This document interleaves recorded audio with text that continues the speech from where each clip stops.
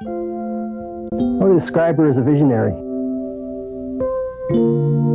Shirley is my idol. How many ways do we have to spell the sound of K? Your fantasy of what you would like your grandmother to be, what you would like your teacher to be, what you would like your mother to be. She's like our patron saint or whatever at Windward.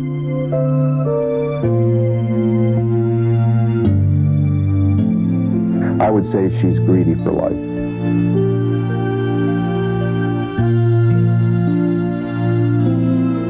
And she has a great faith in children and education. There was an immediate chemistry, and I fell in love with her.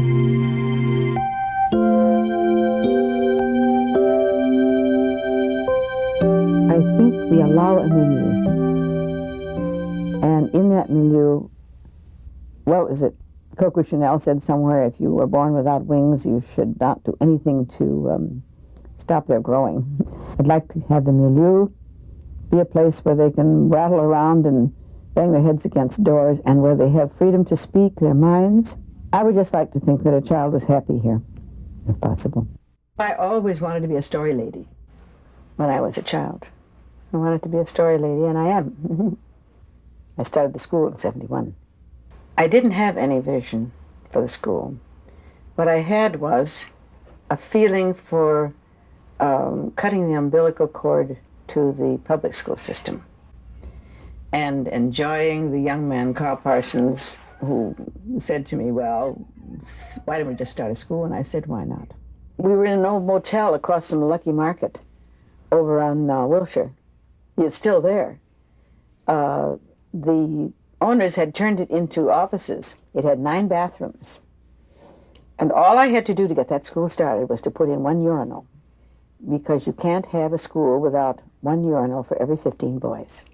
I went upstairs to meet the Shirley Windward, and she had this extraordinary chair. It looked like a throne, and she was sitting in it. And I was invited to take a seat at her feet, sitting on cushions to be interviewed. There were only 60 or 70 students, and my classroom had been a converted barber shop. So there was a giant picture window. It was called Siberia, and people would walk by and look in and see this little tiny room of kids and a blackboard. I had only 2 rules when I started the school. And one was, you be courteous to each other. It was absolutely imperative, no rudeness.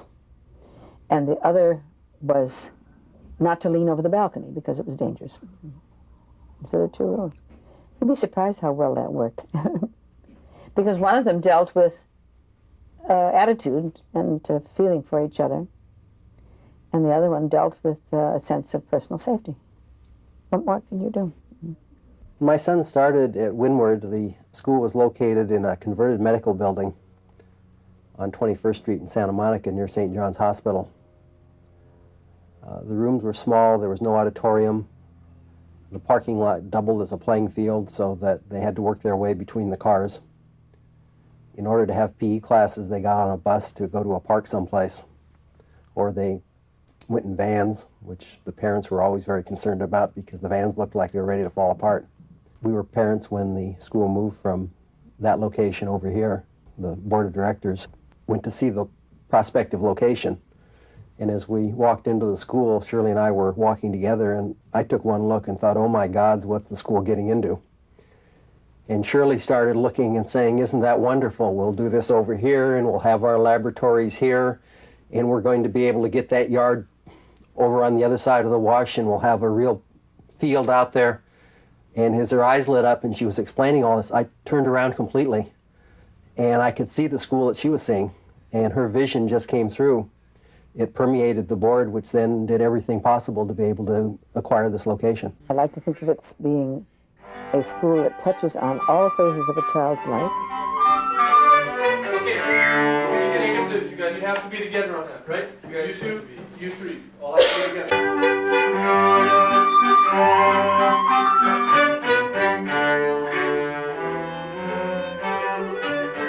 Underneath it all is that same philosophy of just encouraging people to learn, that learning is fun, that learning is the kind of thing that if you enjoy doing, you're going to do it even better. Well, how you can present it with the picture. You know, like if you do it in class or something. I think at first glance, people may look at our philosophy and see it as having some contradictions within it, in that we openly seek an informal atmosphere and with students and faculty are very close.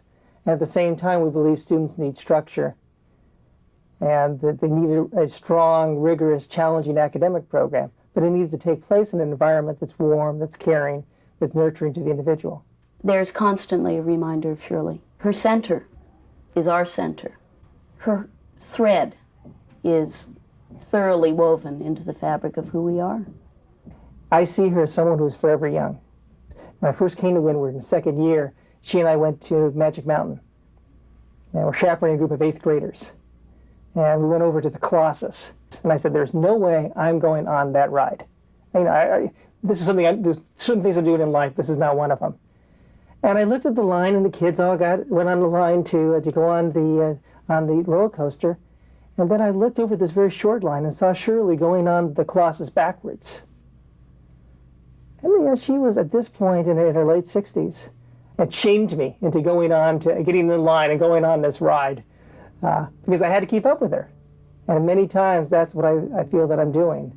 And many of us in school are doing. We're trying to catch up with her and her youth and energy and enthusiasm. It's infectious. It was the night of a prospective parents' open house.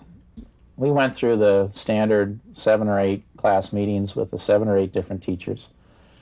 And then there was cookies and so forth in the auditorium. And then after that, we dismissed people and the faculty chatted for a little while, and then we cleaned up and kind of got the school ready for the next day.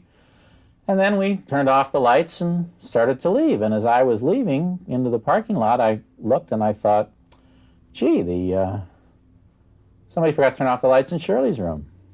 So I went down to Shirley's room, opened the door, only to find Shirley's last class, which was supposed to have been 5 or 7 minutes long, had been sitting there enthralled by Shirley for the last probably hour and a half. Nobody had noticed that the time had finished. Nobody was complaining about it either. And Shirley was in her own world. She was talking about her school and her thoughts and her dreams, and had just chatted on. So the parents came over and looked it over, and one of them said to me, I'd love to put my child in this nice little school. She said, everything looks so good with everything for the child's sake and all that sort of thing. But she said, wouldn't it be kind of wrong for him to be so happy? She said, how will he handle the real world when he gets up? And I said, wouldn't it be better if he'd been happy for at least some time before he did try to handle the so-called real world? This is the real world. The students at Windward expect to learn. I mean, they know that they're coming and they're paying.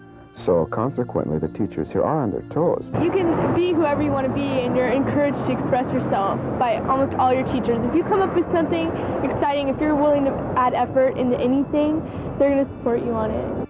Certainly where I would want my children to come. I think it's a fine environment for students to feel a part of a community responsibility, and just to have the opportunity to really thrive at the things that they're good at, and to try new things that they might not otherwise feel comfortable doing. It really hit me for the first time. It was 20 years, and that 20 years was really 20 years. It's a generation. It's a score. That's a long time. I would say that the school's probably now in the throes of adolescence. We're looking for our identity. We're looking to see in what directions we need to be going. We're choosing new and different paths. And yet, it's the same. I come into the corridor, and what do I have to do? I have to stumble over kids' legs because they're sitting there talking and reading. It's the same. Windward is unique, at least at the moment, in that it still has the pleasure of having its founder here. And when somebody wants to know about who Shirley Windward was, it's easy. They just walk down the hall and talk to her. with somebody like Shirley, you just never think in terms of death. You know, I think I'll retire and she'll still be here. I can't imagine Windward School without Shirley Windward here. So when she was ill, it was truly a shock, I think, to not only for me personally, but for the school as a whole. When she got better, it was like a miracle. And so when she was suddenly back, it was just grand. I really can't imagine the universe without a Shirley Windward. She's an amazing woman. I really like her. I think she's really a kind, warm soul. Growing old with her now is a joy. When I grow up, I want to be Shirley.